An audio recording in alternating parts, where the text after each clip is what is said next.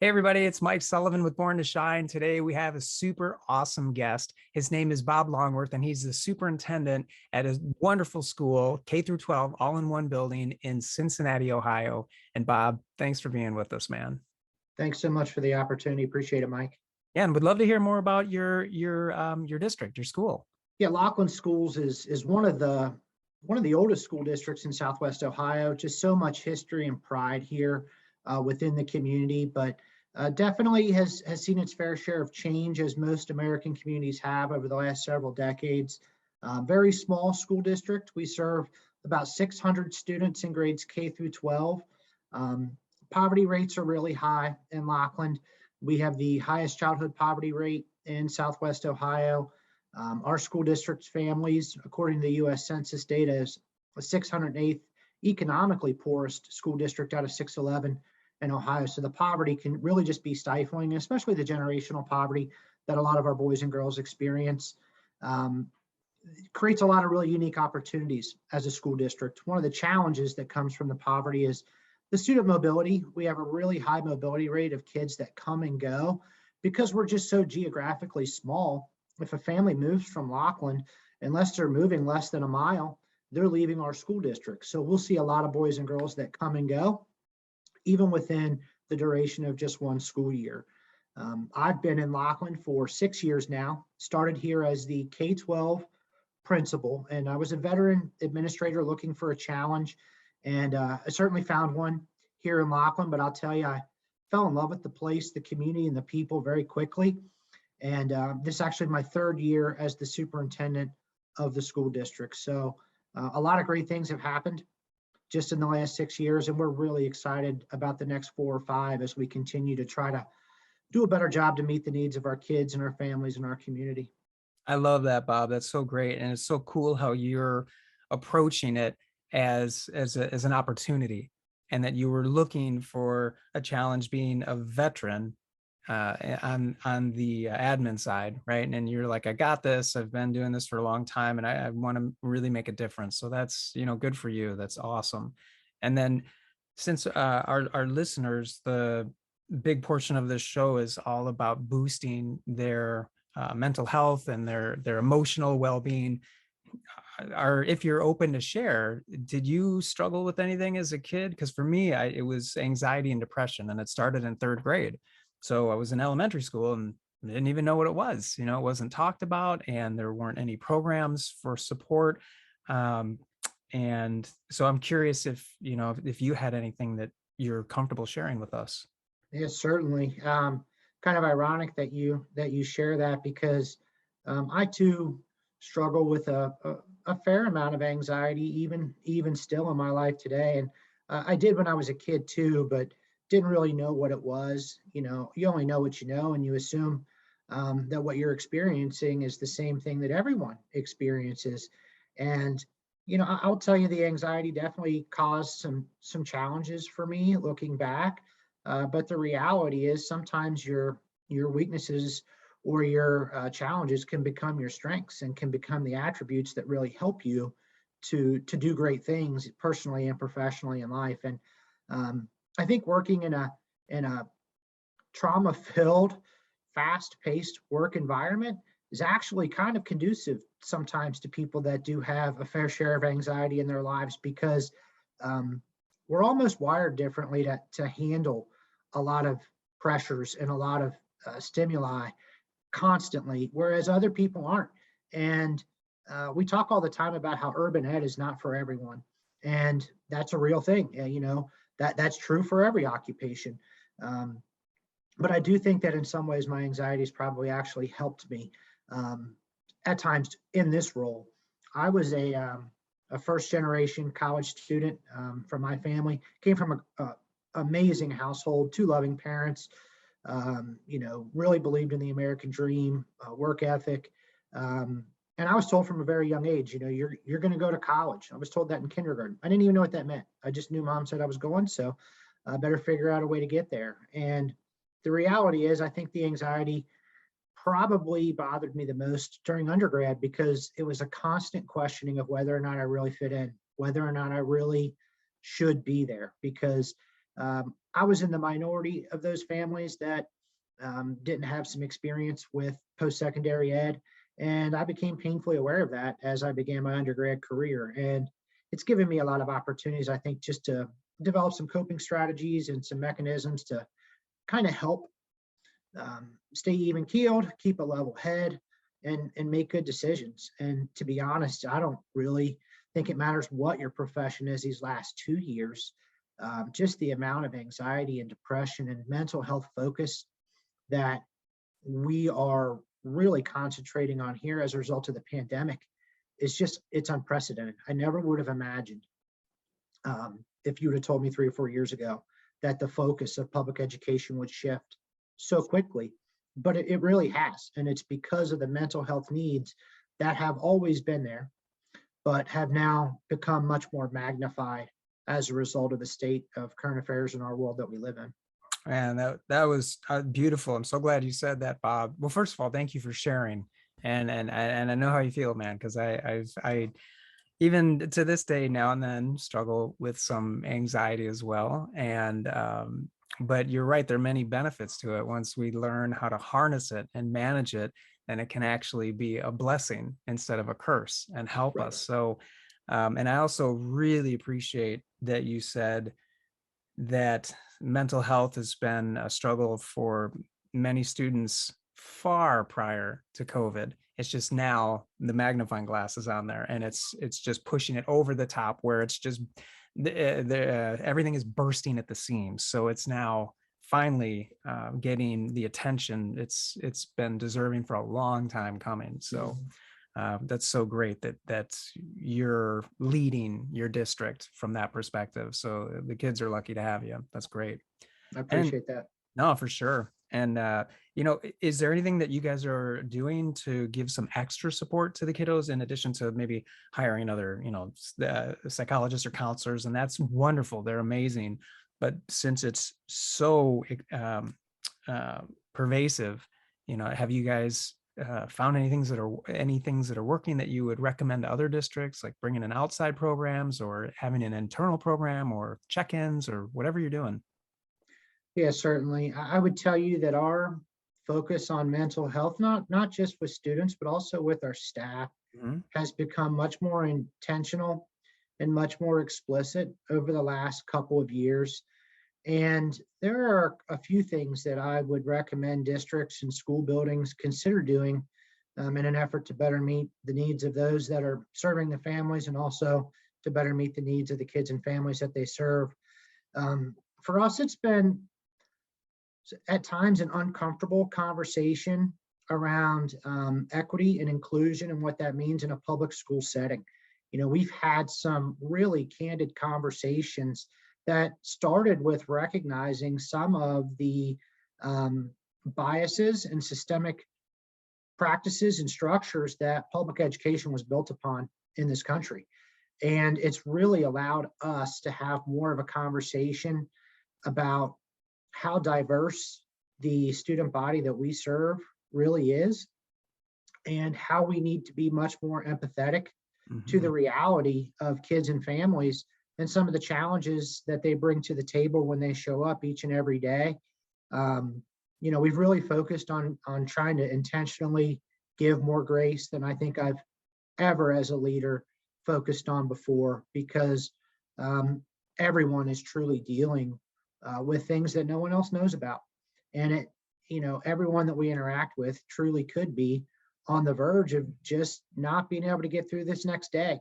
And it helps to have that lens when we begin our interactions. Monday morning here, we talk about this as a great opportunity to be very intentional with some positive feedback, some praise, and to really make sure kids walk in knowing that they're in a safe, comfortable environment where they're loved and where we want them to be. So I will tell you, we've also built out what we're dubbing a student wellness department, and we have added some counselors to help with kids' emotions and behaviors that are manifesting as a result of some of the pressures and stresses that come from society right now.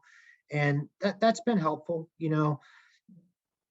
Our initiatives and our efforts really go beyond the counselors, though. We have administrators involved in this. We have teachers involved with this work. We have a facility dog that's now on site throughout the course of each day. And it's actually amazing to see the impact that just having a facility dog in a building that will sit down with kids. And, a dog's a great listener. We all try as people, but They we are. can't help ourselves. Sometimes we just have something to say. We just have something we want to contribute. We don't have that problem with Diggle, our facility dog. And, the little kids have become extremely comfortable. And it, it was shocking the first time I watched it. A very young student, 8 or 9, explaining to Diggle why there was a conflict in the classroom and why he got so upset, and then what happened and what the impact of those decisions were.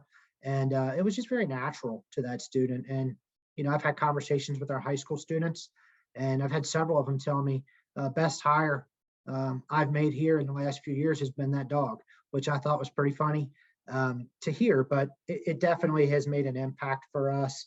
Um, I can't state enough that the focus on equity and really listening, unpacking some of those implicit biases that we all come to the table with, and recognizing what those are, and talking and getting to know each other, I think has been huge for us. We have come together so much as a staff over the last couple of years because we've had some pretty tough talks.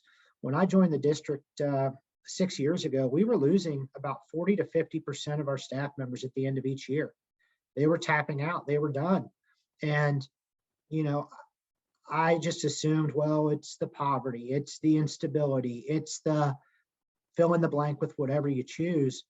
Um, I don't think that was it. I think it was a lack of relationships. Hmm. And I think that's what was missing. We're going through the 2 hardest years in public education. I've said this pandemic is probably one of the most challenging things public ed's had to endure since the desegregation of schools in the 50s. It's just an incredibly divisive moment in history. And the reality is our staff has come together, morale has gone up, and we retained 95% of our teachers last year going into this year in the midst of a pandemic. So at times when I see teacher retention rates going in the wrong direction, it feels good to recognize the fact that our teachers and our building administrators have really bought in to the work that we're doing here, far beyond the 8 to 3 typical school day, and really just focus on what people need to get better and to get ahead. And if that's college, great. And if it's a trade school, that's fantastic. Maybe it's vocational school or enlistment or entrepreneurship. And it's really kind of paved the way for a lot of our curricular choices moving forward, looking at, what lens is this story being told through, from whose perspective, what tools and resources are we providing teachers and kids to get ahead. And I do think it's leveling the playing field for our kids and for our families. That's incredible, Bob. I think what I took from this, and I wonder if our listeners took the same. There were four incredible points. I'm sure there were more, but the four that really hit me that you just shared, which was a lot and it was awesome, was one, more empathy that you've been extending, and all of you as a community. And two is grace. You mentioned grace, that you're giving and focusing on giving much more grace than usual, that it's necessary at this time. And three, what was it? Empathy, grace. Oh, opening up a dialogue, having that communication with your staff, with the students, with the parents, with everyone, just really having those sometimes hard conversations, but necessary conversations to really grow together and support each other. And then the fourth, and kind of funny, but it's brilliant, is Diggle, having a listener that's just non-judgmental, has no preconceived notions, is gonna sit there and love you and listen. So that's a first, man. That's genius. Having that little guy or girl, Diggle, little boy. Is he a little boy? Yes, Well, what is he? he's What a kind of he's a dog? 1-year-old black lab. Oh, He's about 90 pounds, but he's a big baby, yeah. and he's everybody's friend. Yeah, Yeah, Diggle's the buddy. He's the little guy. And so how does that work? So if a district is saying, okay, that's cool. We love this. The empathy, yes. Grace, yes. Conversation, yes. Check, check, check. And they'll say, well, we don't have a dog. That's genius, Bob. So you have a 1-year-old black lab, Diggle, and he listens. Now, is that in conjunction with the therapist? So she's there, Diggle's there, and the kiddo's there that's struggling, and the three that of is them. that's correct. We actually have trained handlers.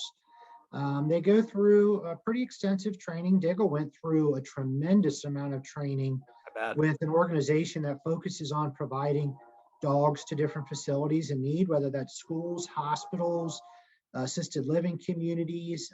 They're actually trained in prison settings, Wow. and they go through a tremendous amount of PD, for lack of better terms. And then our handlers actually do as well. So we have 3 certified handlers on staff. Any of those 3 handlers can work with Diggle. He's always in the presence and under command of one of the handlers. And actually, one of our staff members that is a handler also serves as the host. So Wow. Diggle comes to and from home with his staff member to school each day. So yeah, it's been fantastic. And when we first did it, I thought, oh, I wonder how this is going to work out. I wonder if this is going to have a lasting impact. And we're actually already talking about the prospect of adding another facility dog in the near future here in the school district, just because Brilliant. the impact has been so profound. Brilliant. Whose idea was this? Was this your idea, or how did this come in? No, I will share. I've not had too many um, uh, original great ideas in my life, but what I do is I try to pay attention to those around me that do. Smart. And I used to work with a counselor in another school district that spent just an inordinate amount of time volunteering for an organization training these dogs, Mm. and had a staff member approach me directly here in Lockland about the prospect of it. And I said, I don't know much about this, but I know someone who does. And so I connected her with the school counselor from another district. And really, truly, she took that ball and ran with it. It was a lot of work, a lot of logistics, a lot of red tape, as you can imagine.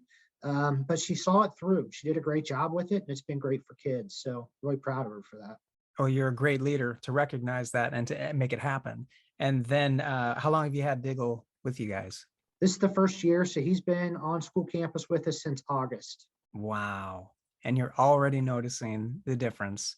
Oh, And it's definitely significant, no doubt. And you walk him into a room, even with adults, and everyone's demeanor changes. You mhm, can't help but smile. yeah, And most of the time, that's probably half the battle.